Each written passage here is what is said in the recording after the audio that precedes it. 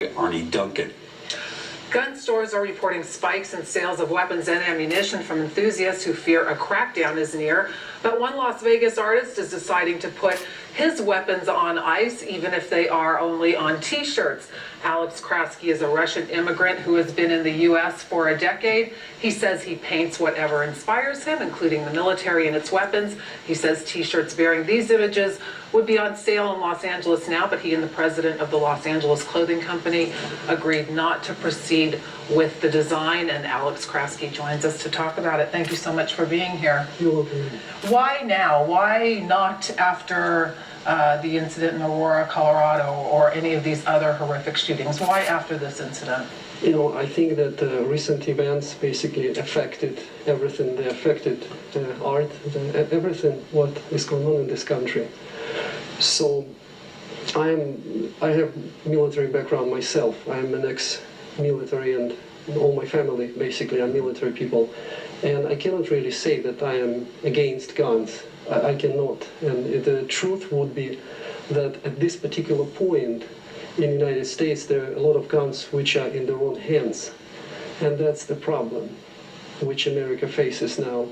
And at this particular moment of my life, I decided not to put it on T-shirts.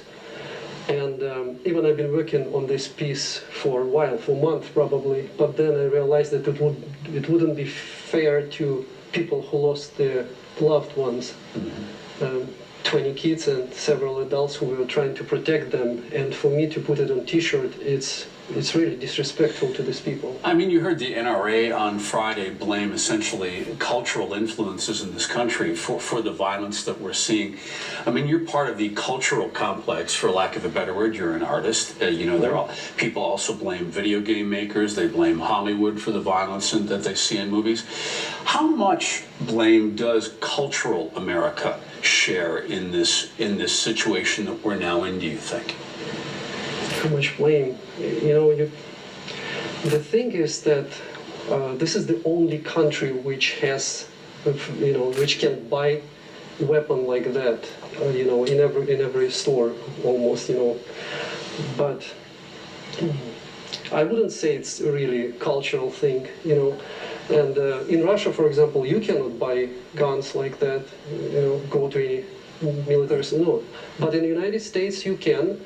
And but the thing is, I wouldn't say that they shouldn't sell it, because otherwise, how are you going to protect the citizens? But how do you gauge? But as an artist, in your, again, you're an artist and you're in that milieu.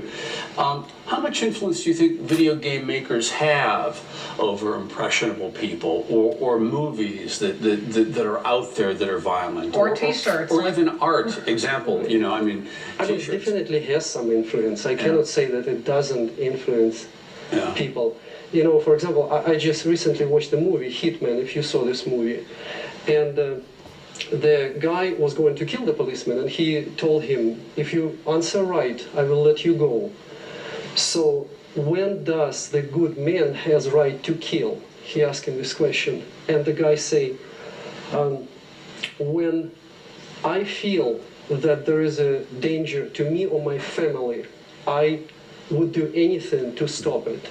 Is this a permanent business decision that you've made, or are you going to revisit these designs sometime in the future? You know, maybe I will still revisit in the future, but not at this time, definitely. Have you gotten any backlash? Backlash? Any criticism for your decision to not market? Any gun Not advocates really, mad at you? no, because the interesting thing that the model who is posing, the president of the company, who was going to do it, the bestseller basically on T-shirts, they refused. I mean, I told them that I changed my mind and I don't want to do that. I was expecting for them to tell me, you know, we don't care really, because it's business thing. But they all sent me emails that they agree and they're not going to participate in that. We are out of time. Thank you for being here. You're so welcome, guys. A Las Vegas real estate agent is sentenced to prison for her role in a straw buyer scheme. We're going to tell you about that when we come back. And a Las Vegas family gets an early Christmas present, more than $500,000 in principal reduction. Don't go away.